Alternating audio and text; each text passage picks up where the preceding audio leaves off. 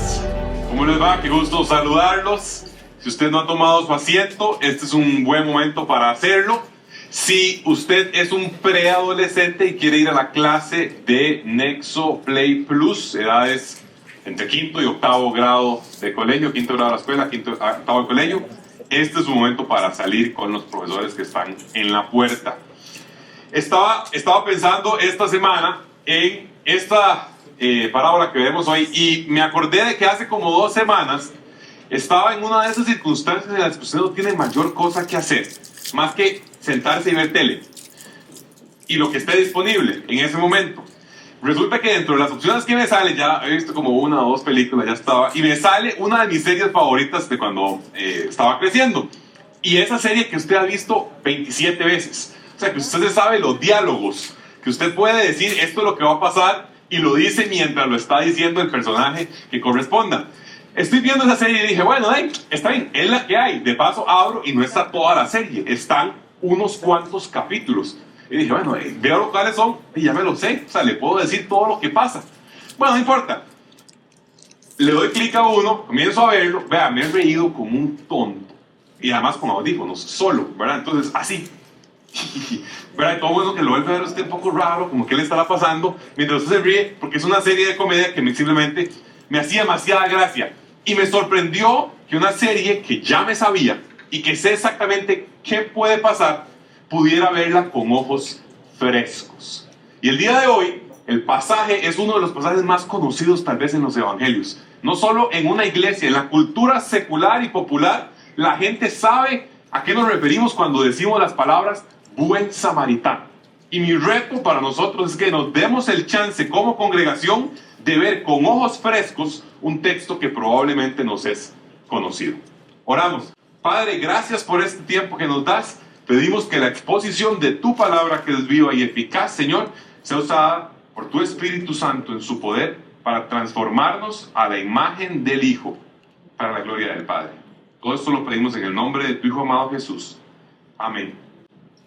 Bien, quisiera leer el pasaje para que podamos comenzar todos sabiendo de qué estamos hablando. Dice que en esto se presentó un experto de la ley y para poner a prueba a Jesús se puso de pie y le hizo esta pregunta: Maestro, ¿qué debo hacer para heredar la vida eterna? Jesús respondió: ¿qué está escrito en la ley? ¿Cómo la interpretas tú? Como respuesta, el hombre citó: ama al Señor tu Dios con todo tu corazón, con todo tu ser, con todas tus fuerzas y con toda tu mente. Y ama a tu prójimo como a ti mismo. Bien contestado, dijo Jesús, haz eso y vivirás. Pero él quería justificarse, así que preguntó a Jesús: ¿y quién es mi prójimo? Jesús respondió: bajaba un hombre de Jerusalén a Jericó y cayó en manos de unos ladrones. Le quitaron la ropa, lo golpearon y se fueron dejándolo medio muerto. Resulta que viajaba por el mismo camino un sacerdote, quien al verlo se desvió y siguió de largo. Así también llegó a aquel lugar un levita y al verlo se desvió y siguió de largo. Pero un samaritano que iba de viaje llegó a donde estaba el hombre y viéndolo se compadeció de él. Se acercó, le curó las heridas con vino y aceite y se las vendó. Luego lo montó sobre su propia cabalgadura, lo llevó a un alojamiento y lo cuidó.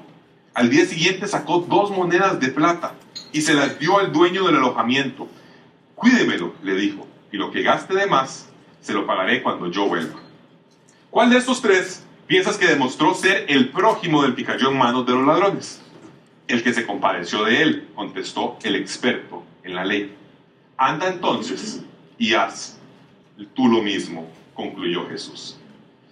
Hoy vamos a ver en esta dinámica de un experto de la ley que le hace una pregunta a Jesús. Jesús, hay una intención de ponerlo a prueba y en Jesús por su parte gira la conversación en torno a algo que él quiere decir y nos brinda esta historia que es muy conocida. 3 momentos que quisiera ver para la prédica de hoy. Primero, micro.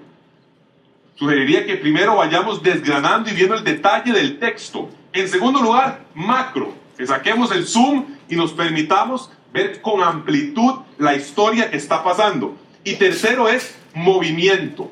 ¿Cuáles son las aplicaciones que significan para nosotros? ¿Cómo nos mueve? Ahora usted dice, eso como que no suena tanto a movimiento. Si usted encuentra la palabra para aplicaciones con M, me la dice, pero yo no encontré ninguna, entonces puse micro, macro y movimiento. 3 momentos para el día de hoy. Comencemos con el primero. Veamos el micro, si le parece. En el micro, vale la pena comenzar por el inicio, y así vamos a ir. Dice que se presentó un experto en la ley. Y esto tal vez quisiera comenzar aquí subrayándolo. Un experto en la ley, ¿cómo le llamamos hoy a las personas que son expertas en la ley? Abogados. Sí, se puede decir en voz alta, no pasa nada. Usted puede decir abogados, no pasa nada. Se presentó un experto en la ley y en este momento, a veces tal vez cuando pensamos en abogados, al menos en la dinámica de hoy, si usted dice abogado, usted usualmente está pensando en alguien que va a juicio. Este espectro en la ley se parece más a lo que denominaríamos como un jurista, una persona que conoce mucho el derecho, que es un experto, pero no necesariamente vinculado a su rol de ir a juicios, sino más vinculado a su conocimiento propio de las leyes. Ahora, ¿cuál ley era sin duda alguna la más importante para los judíos? Pues la ley mosaica, la ley de Moisés que se les había dado, que se les había revelado cuando estaban pasando por el desierto y que para ellos era regla de vida. Recuerden que la ley adicionalmente no era solo, como entendemos hoy, en el sentido de que rige las normas morales, sino que también regía temas hasta de cómo comer, qué comer, cuándo comer. Es más, hasta tenía ley general de salud. Cuando había lepra y había ciertas circunstancias, la ley era parte de la cultura. Ley y cultura casi que eran una misma cosa en el Israel del siglo I, porque ellos vivían a partir de las leyes que les regían. Lo primero es un experto de la ley a quien vamos a ver hoy, y es a Jesús. Y esos parecen ser los únicos 2 interlocutores de la conversación de hoy. Y clave es que recordemos, esto es un diálogo. Lo que está pasando hoy es una conversación entre 2 personas. Dice que este experto en la ley entonces llega a poner a prueba a Jesús. Y para mí esto es clave porque Lucas no en vano al inicio, desde el inicio nos dice, este es el corazón detrás de la persona que llega a hablar con Jesús. Lucas podría omitirlo, pero no lo hace y con toda claridad nos dice, vea, es para esto que aparece el experto en la ley en escena, para poner a prueba a Jesús. Spoiler, contándoles al final del inicio, no sale muy bien cuando se intenta poner a prueba a Jesús y todo el que lo intentó le terminaron tirando sus propias palabras en contra, como vamos a ver que le pasa de cierta forma al experto del día de hoy. Se puso de pie. Imagino que este hombre llamó la atención, se puso de pie para que todos lo escucharan, todos lo vieran. Digo, este es mi momento de brillar. Y le hace la pregunta, ¿qué debo hacer para heredar la vida eterna? Y quiero ver 3 bloques. Bloque A, bloque B, bloque C, en el desarrollo micro de lo que estamos viendo. El bloque A es el que tiene que ver con la pregunta inicial, ¿qué debo hacer para heredar la vida eterna? Y las respuestas de Jesús. ¿Qué está escrito en la ley? ¿Cómo la interpretas tú? Pero no quiero dejar pasar un tema que es clave. Vea cuál es la pregunta inicial. Esa marca el contexto de la razón por la cual está sucediendo la conversación. O sea, esta conversación sucede no a la luz de que alguien diga, usted puede contar una buena historia de un samaritano, como para ver cómo funciona. No, esta viene a la luz de que alguien dice, ¿cómo heredo la vida eterna? ¿De qué manera puedo yo estar garantizado de que heredaré la vida eterna? Un concepto común en el Antiguo Testamento, o sea que para al menos algunas fracciones del judaísmo de la época era claro que habría resurrección y que habría vida eterna. Y Jesús le dice, pero usted es el abogado, usted es el jurista, usted es el que estudia la ley. ¿Qué dice? ¿Y cómo la interpretas? Tema interesantísimo, aquí hay algunos abogados en el salón. ¿Cómo la interpretas? 2 abogados, 7 opiniones. El otro día estaba en una reunión en la oficina, yo soy abogado de profesión, había 3 abogados y se lo prometo que había 6 opiniones. Yo no sé cómo, pero había 6 opiniones en un espacio de 3 abogados. ¿Qué está escrito? ¿Cómo interpretan? Las leyes se interpretan. Y ojo, el hombre cita. Ojo, esto es alguien que maneja la ley, que conoce el derecho y probablemente esta ya la tenía hasta practicada. O sea, ya en algún momento ya alguien le había dicho, ¿cómo usted resume todo lo que importa de la ley en cortico, así, en una frase. Cuidado si no lo enseñaban en la universidad de esa época. Y él le dice, ama al Señor con todo tu corazón, todo tu ser y demás, y ama a tu prójimo como a ti mismo. Pregunta inicial. Jesús, típico, responde una pregunta con una pregunta, retándolo a donde tiene que llevarlo. El otro le responde la pregunta a Jesús y en este caso la pega. La pega tanto que en Mateo nos narran que Jesús recibe esta pregunta y dice exactamente esto. O sea, realmente el chavalo lo había entendido bien, lo sabía, lo estaba diciendo correctamente. Y ojo la respuesta de Jesús, y esta es la última parte del bloque A. Dice, bien contestado, hiciste bien, pero Jesús no lo deja ahí. No deja la conversación en un mero análisis legal, en un mero análisis de cómo se entiende o no se entiende la ley. Le dice, haz eso y vivirás. Ahora, recuerde la pregunta inicial. ¿Qué debo hacer para heredar la vida eterna? Jesús le dice, haga eso. Haga lo que usted acaba de decir. ¿Qué? Amar a Dios con todo tu corazón y a tu prójimo como a ti mismo. Y el chavalo, el experto en la ley, quería justificarse. Así que respondió, ¿quién es mi prójimo? Vea el detalle de lo que parece estar pasando. Hay una pregunta inicial, Jesús le repregunta, le responden correctamente con base en el Pentateuco, los primeros 5 libros de la ley. Jesús lo reta y ante el reto él lo que dice es, voy a intentar justificarme.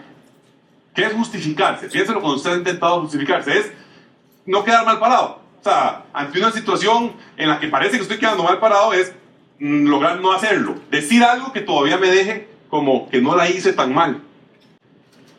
Él quería justificarse y pregunta quién es mi prójimo.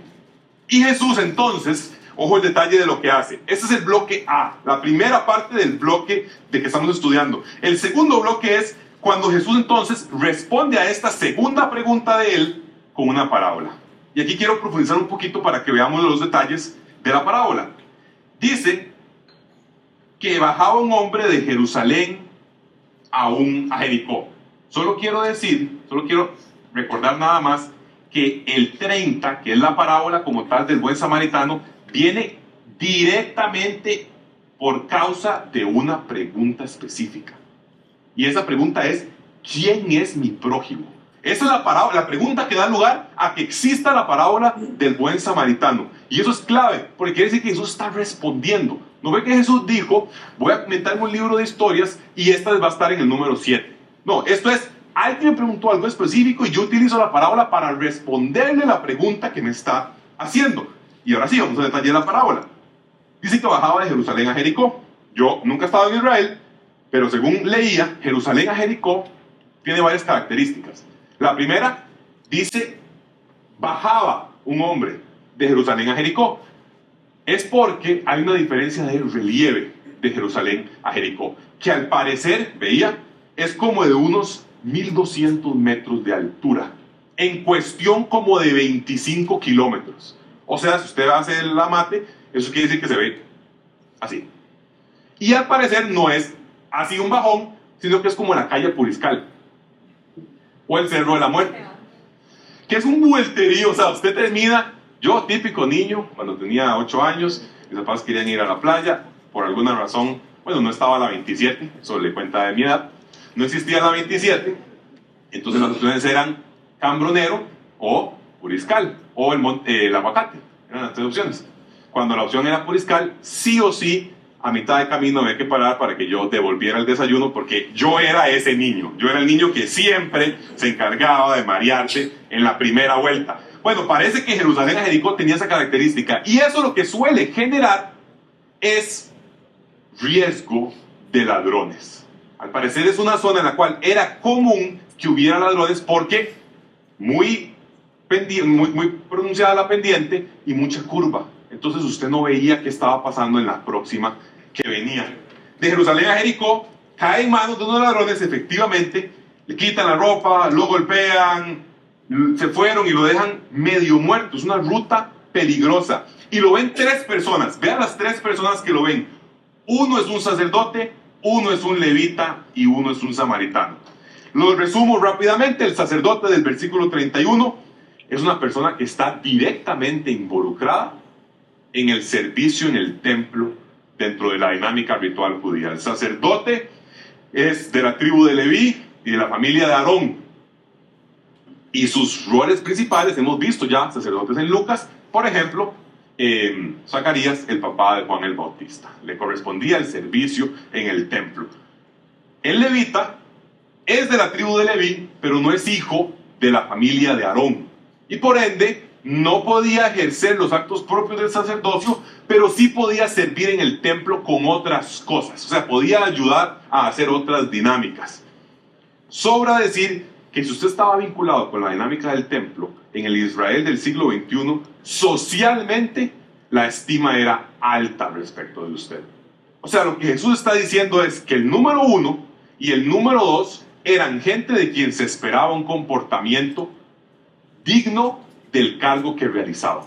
O sea, gente que fuera benevolente, que fuera a ayudar, que además conociera la ley y supiera lo que se decía respecto de cuando la ley hablaba de personas que estaban heridas o el prójimo y demás cosas que suceden.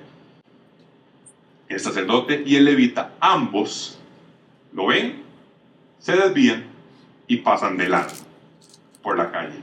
Pero un samaritano, y este pero es esencial aquí, pero un samaritano iba de viaje, llegó donde estaba, lo vio, y ojo la diferencia del samaritano, se compadeció de él. Ahora, el samaritano como tal no está en la misma categoría, en la misma cajita que el sacerdote y el levita con la gente a la que Jesús le está hablando en este momento. El samaritano, si usted lo recuerda, capítulo 9 de Lucas, Diego predicó esta parte, dice que eso fue a inicios de mes, se acercaba el tiempo de que fuera llevado al cielo. Jesús se hizo el propósito de ir a Jerusalén. Eso es todo este bloque que llevaremos de aquí hasta julio, si Dios quiere, es Jesús yendo a Jerusalén. Y dice que envió mensajeros para que fueran a un pueblo samaritano a prepararle alojamiento. Y le dijeron, no, usted aquí no viene. Nos reservamos el derecho de admisión, versión bíblica. Y cuando los discípulos, Santiago y Juan, vieron esto, le preguntaron, ojo la reacción frente a samaritanos diciendo, no venga. ¿Quieres que hagamos caer fuego del cielo para que los destruya? Empezamos sintiendo que la relación entre samaritanos y judíos no era la mejor necesariamente. Pero para terminar de hacerla, Juan 8, Jesús está discutiendo con judíos y quiere decirles cosas fuertes. Y ojo lo que les dice, ustedes son de su padre el diablo, cuyos deseos quieren cumplir. Palabras mayores, usted es hijo del diablo.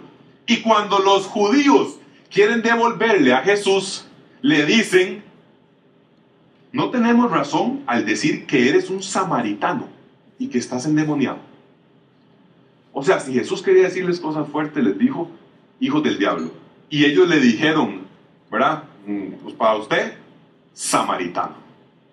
Sobra decir entonces que el samaritano, al ser escuchada su presencia en esta historia, no es definitivamente tomada con agrado por medio de las personas. Y por supuesto, mucho menos que el samaritano vaya a ser el que se compadeció de él. El samaritano ve al hombre que está malherido y se compadece de él. Y vea cómo se compadece, palabra clave, compadecerse. Vea cómo se compadece del malherido. Versículo 34 dice, le curó las heridas con vino y con aceite y se las vendó.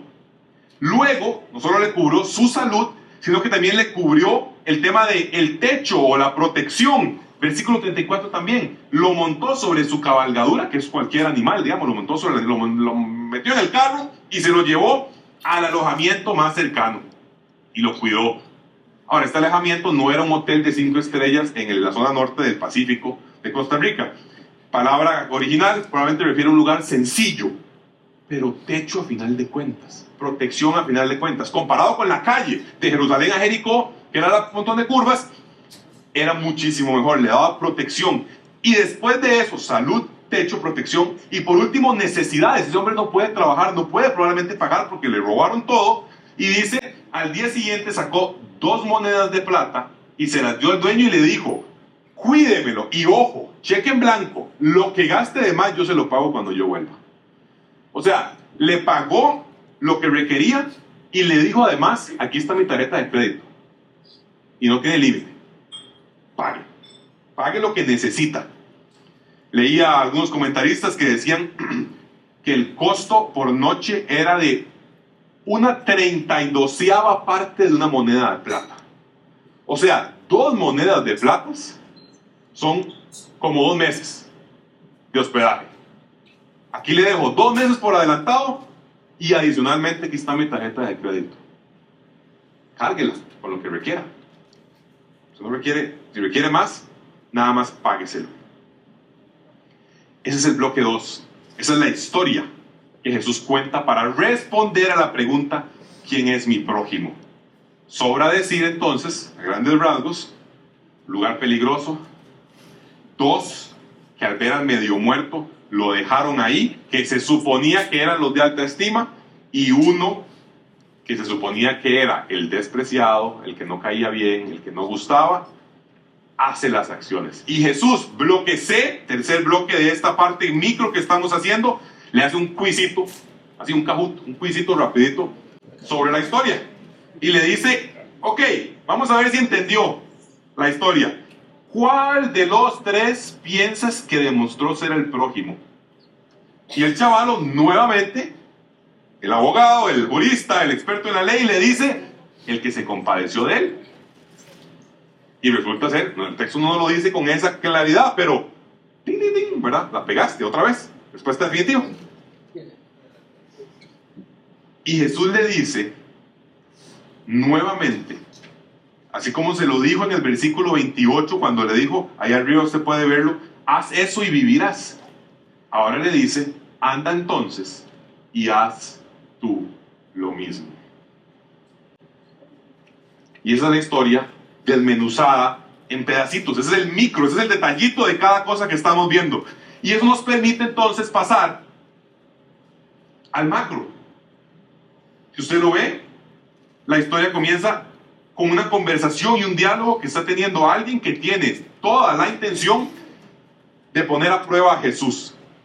La pregunta clave, el marco de nuevo que está detrás de todo lo que está sucediendo en el pasaje que estamos viendo hoy es: ¿cómo puedo heredar la vida eterna?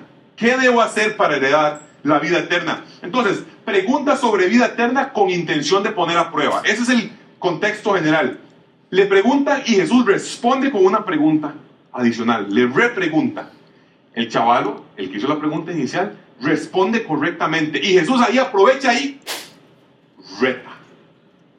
Momento clave de reto de Jesús. Y es punto clave porque ya viendo el macro, lo que podemos determinar es que la respuesta de él cuando Jesús le dice que está escrito en la ley, y él dice, amar al Señor con todo tu Dios, con todo tu corazón, y amar al prójimo, Jesús lo reta y le dice, haz eso y vivirás. Y el chaval que estaba preguntando debió haber dicho, pero es que no puedo.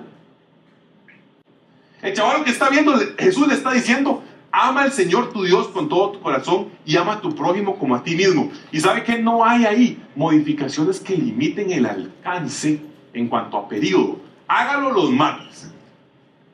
Hágalo los jueves a las 3 de la tarde. Hágalo con los que a usted le cae bien. Hágalos con su familia nada más. Jesús le dice, viva su vida de manera que en todo momento usted esté amando al Señor tu Dios con todo tu corazón y amando a tu prójimo como a ti mismo. El mismo pasaje de Levítico 19, donde está ama a tu prójimo como a ti mismo, en Levítico también está el que viva por estas cosas deberá cumplir todas ellas, como dice Pablo en Gálatas. La comprensión es clara y recuerda, Jesús es un experto en la ley. Este chavalo sabe lo que significan esos temas y Jesús le dice, hágalo siempre. Siempre viva así. Y por eso el chavalo debió haberse visto a sí mismo y haber dicho, pero es que soy incapaz. Pero es que no la logro siempre. Pero es que no con todas las personas. Pero es que. Y haber reconocido, pero ¿qué hizo? ¿Qué hizo realmente este experto en la ley ante la pregunta de Jesús? Recuerde que lo que hizo fue intentar, y esta palabra es clave, justificarse. Él quería encontrar justicia, hacerse justo a sí mismo. Entonces preguntó, ¿y quién es mi prójimo? Y esto revela algo. Esto que falle e intente justificarse con la pregunta sobre el prójimo, lo que nos revela de cierta forma, que lo sugiero en el texto, es que él lo que decía es, amar al Señor tu Dios con todo tu corazón. Check. Amar a tu prójimo como a ti mismo. ¿Qué quiere decir prójimo? Lo que está pensando detrás de este chavalo es, tal vez usted y yo, Jesús, tenemos definiciones diferentes de quién es el prójimo. Si usted y yo entendemos el prójimo como aquellos que no sean mis enemigos, aquellos a quienes yo les puedo hacer el bien, entonces yo lo hago bastante y mira que sí vivo ese tipo de vida. Pero si resulta que los samaritanos, los romanos que nos rodean, los gentiles al otro lado del río Jordán, ya se me está complicando la cosa. De hecho, los judíos para esa época habían desarrollado una definición de enemigos, o de prójimo más bien, que excluía a los enemigos, que no ponía a quienes sean mis enemigos como parte de mi deber de amarlos. Y entonces este chaval quiere justificarse y vea que lo que dice es, ¿y quién es mi prójimo? Él está queriendo buscar una definición de prójimo que le permita seguir cumpliendo con la norma sin tener que cumplir con el espíritu de la norma. Perdón por hablar aquí en términos legales, pero él quería cumplir con la letra de la ley, pero no con lo que la ley buscaba que él cumpliera. Y entonces intenta justificarse. Y Jesús, y esto es clave, ojo la pregunta, ¿quién es mi prójimo? La pregunta va en esa dirección. ¿Quién es mi prójimo? Y Jesús le cuenta la parábola del buen samaritano como respuesta a su pregunta, pero hay un cambio drástico de enfoque. Vea que la pregunta de él es, yo estoy aquí y necesito saber quiénes son mis prójimos. O sea, a quiénes corresponden ver yo y decir sí, sí, no, sí, no, sí. Y Jesús cambia la dinámica cuando en el versículo 36 le pregunta, ¿cuál de estos tres piensas que demostró ser el prójimo de? O sea, los que iban caminando por la calle, si pensaran como el experto en la ley, pensaban, voy a verlo, ok, no es mi prójimo, puedo seguir caminando. No me corresponde porque no calza, no cumple dentro de la categoría de lo que yo necesito. Pero Jesús cambia el esquema y dice, ¿quién de los tres demostró que era el prójimo? En otra versión, había escuchado que decía, ¿quién se hizo el prójimo de?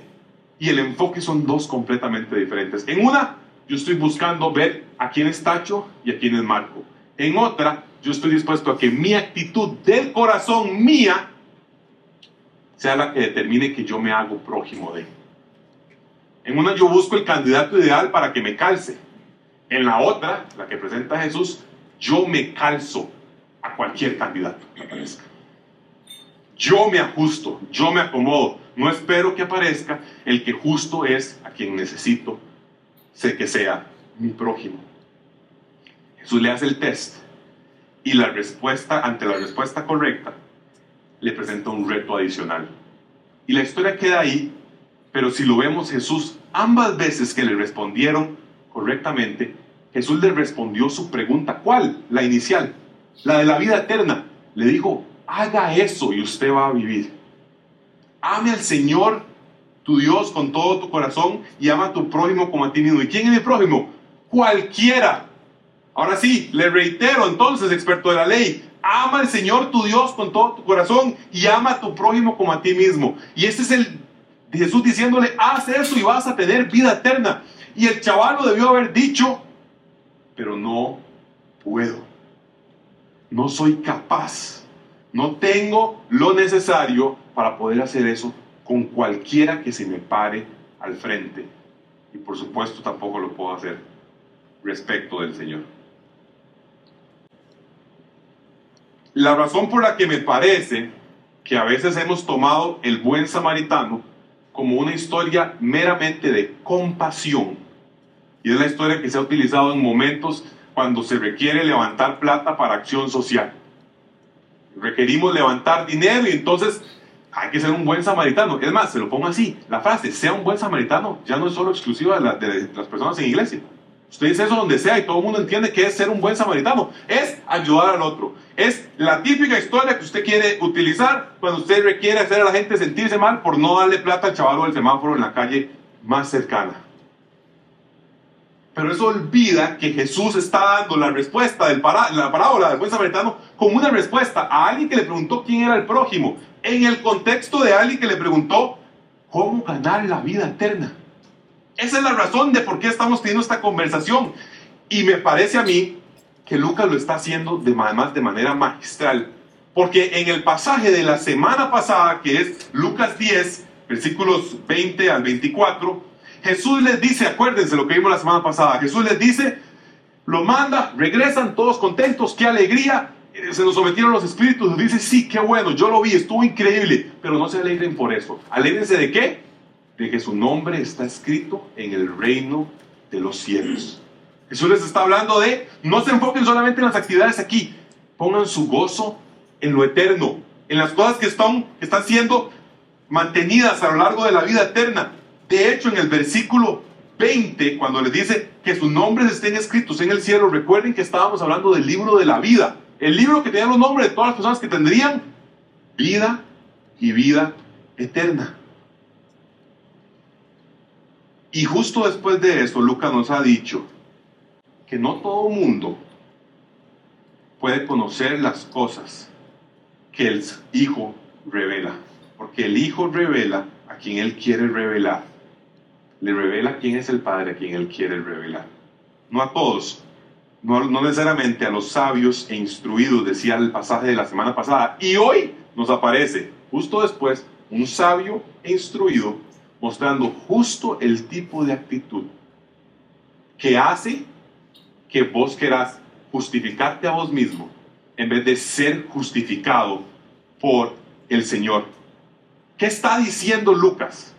Cuando abrimos no solo este pasaje, sino que hacemos así, zoom out, y vemos Lucas lo que nos viene diciendo a lo largo de varios capítulos. Lucas nos está diciendo que la vida eterna por estar bien con Dios no es un tema de estudios, de clases, de activismo o de religiosidad, que se trata de Jesús y nada más, y que luego de eso te costará la vida entera.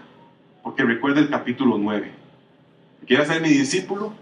Niéguese a sí mismo, tome su cruz y me siga, dejando de lado posiciones como los que querían ser más grandes y les dijo que fuera como niños, otras prioridades como los que querían ir a enterrar a su papá y les dijo de que los muertos entierren a sus muertos, o incluso comodidades y cosas fáciles, sencillas a mano.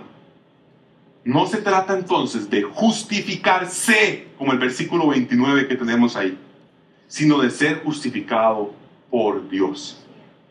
Lucas en el capítulo 18, unos capítulos después, presenta la escena de un maestro de la ley y un recaudador de impuestos que se acercan a orar. Y el maestro de la ley llega diciendo, Dios, gracias porque yo no soy, y porque no soy como ese que está ahí atrás. Y el que estaba ahí atrás, el recaudador de impuestos que se había quedado a cierta distancia, se golpeaba el pecho en sí, pero de otra manera, y decía, oh Dios, ten compasión de mí, que soy pecador. Y Jesús dice, y ojo a las palabras, les digo que el recaudador de impuestos, el que reconoció su carácter de pecador, y no aquel, no el maestro de la ley, volvió a su casa, y ojo el término, justificado ante Dios. Y el que se humilla será enaltecido, dice Lucas. Este pasaje nos está diciendo que la actitud de intento de autojustificación de este experto y erudito de la ley ante el reto de Jesús es precisamente la errónea, cuando la correcta debió haber sido decir, yo soy un pecador y yo no puedo hacer eso. Yo no puedo amar al Señor con todas mis fuerzas. Y yo no puedo amar al prójimo como a mí mismo. Porque el prójimo es, en esta definición que me estás dando, imposible. La primera debió haber bastado. Ama al Señor con todas tus fuerzas, con todo tu corazón, con todo tu ser, con toda tu mente. Debió haber sido suficiente para decir, no puedo. Pero como tenía que justificarse y preguntó por la segunda, por la del prójimo, Jesús le da un ejemplo y luego le dice de nuevo, ahora sí, de nuevo, hágalo. Y la segunda debió entonces haber bastado para que él dijera, no puedo. Y ese es el pasaje del buen samaritano. Cuando lo veía en detalle, me acordaba de la historia de yo viendo la serie de televisión y viéndola con ojos frescos y diciendo, mira, tal vez esto no se trata solamente de darle una galleta al chavalo de la esquina. Tal vez Lucas nos está diciendo una verdad mucho más pesada a lo largo de la realidad. Ojo, no significa que no haya pasajes bíblicos para darle la galleta al chavalo de la esquina. Un montón más, nada más no este. Porque qué peligroso que dejemos este pasaje solamente en que salgamos todos diciendo, sí, lo que yo quiero hacer es hacer buena nota con los amigos. Lo que tengo que hacer es ir a llevarme con los prójimos y de dar que, por si acaso, usualmente dura como 3 o 4 días. Después de eso se acabaron las galletas y se acabó el efecto.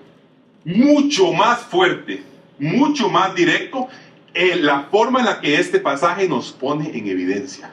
A todos por parejo.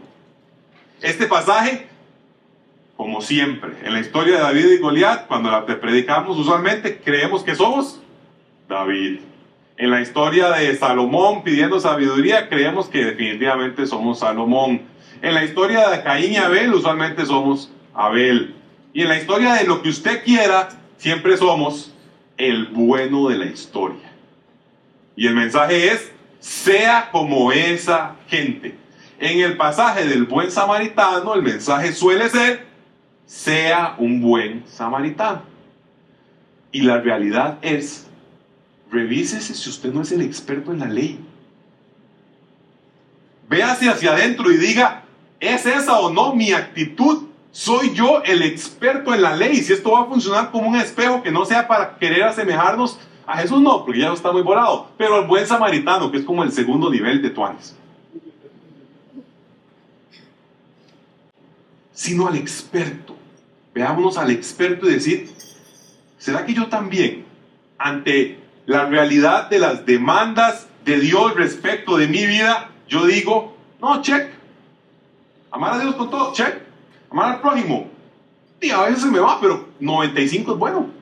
Solo me pedían 90 para arriba en las notas. Yo con 90 y 90 estoy, o sea, a veces se me pasa, pero está bien. La pregunta directa para nosotros, cada uno que leemos este pasaje, que lo vemos con detalle, es ¿cuál es su actitud? La suya personal, al ver a Jesús, al ser confrontado con la realidad de las expectativas de Dios. La expectativa de Dios hoy para cada uno de nosotros es la misma que tenía para el experto en la ley. Y es, anda entonces y haz tú lo mismo. Ama a Dios con todo tu corazón y ama al prójimo como a ti mismo siempre. En otras palabras, cumple la ley, dice Dios, vive bajo los estándares que di.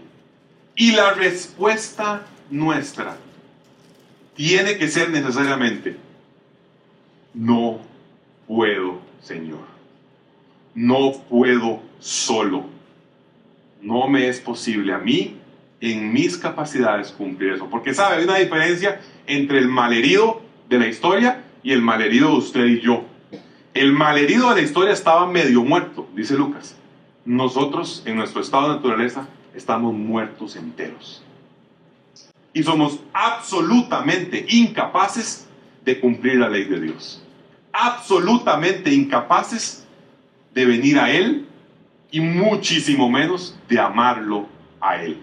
Dice 1 Juan, amamos porque Él nos amó primero. Es Dios quien nos habilita, es Dios quien viene a nosotros. Y este pasaje tiene que a todos ponernos a vernos al espejo y decir, yo no estoy a nivel con las demandas de Dios, excepto,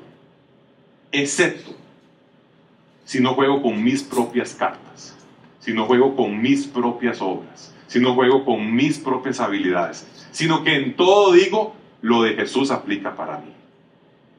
Y eso solo viene entendiendo al Dios que se compadece de su pueblo. El Dios que se compadece.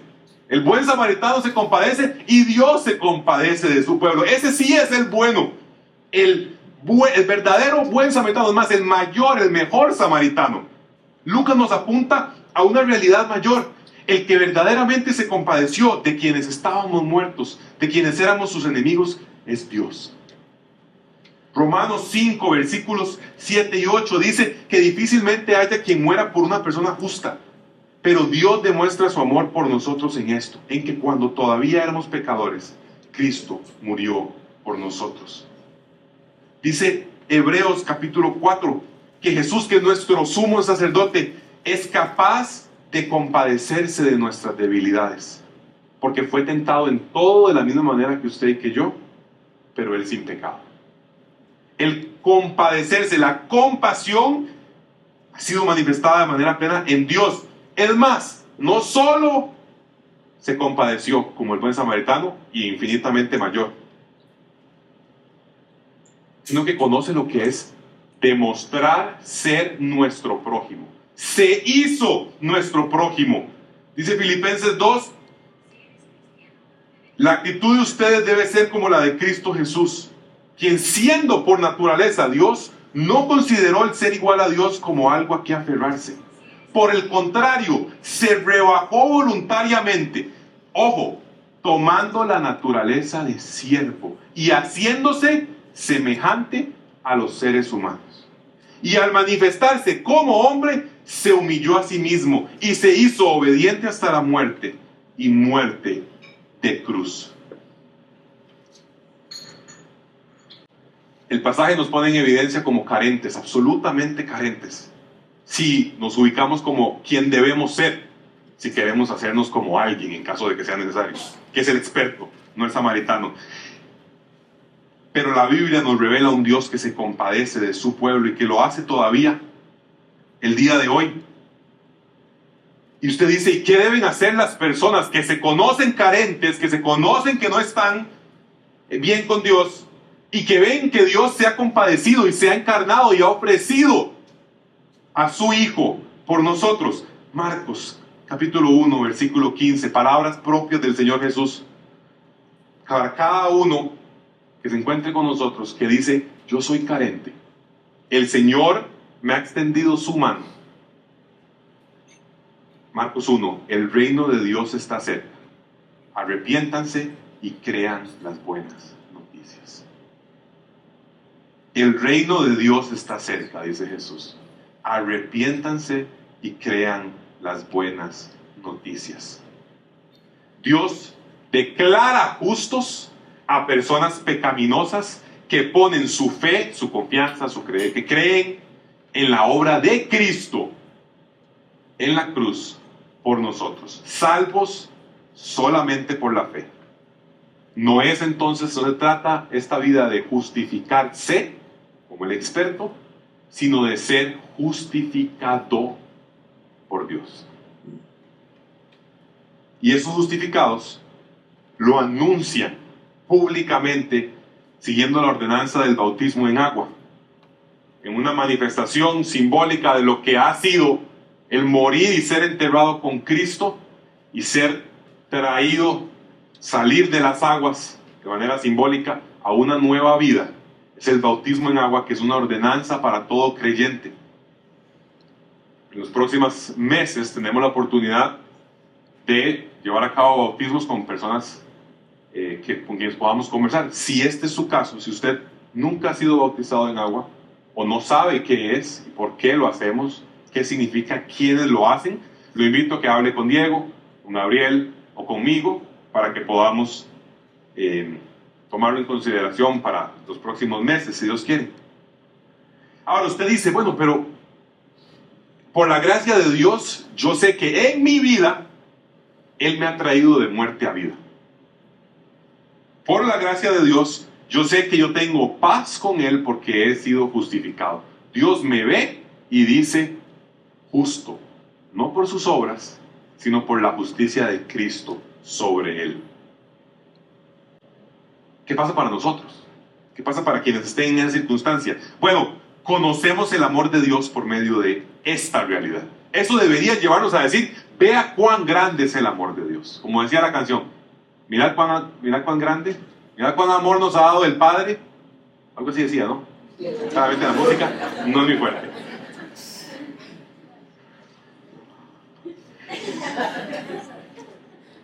El amor de Dios me faculta a amar a otros.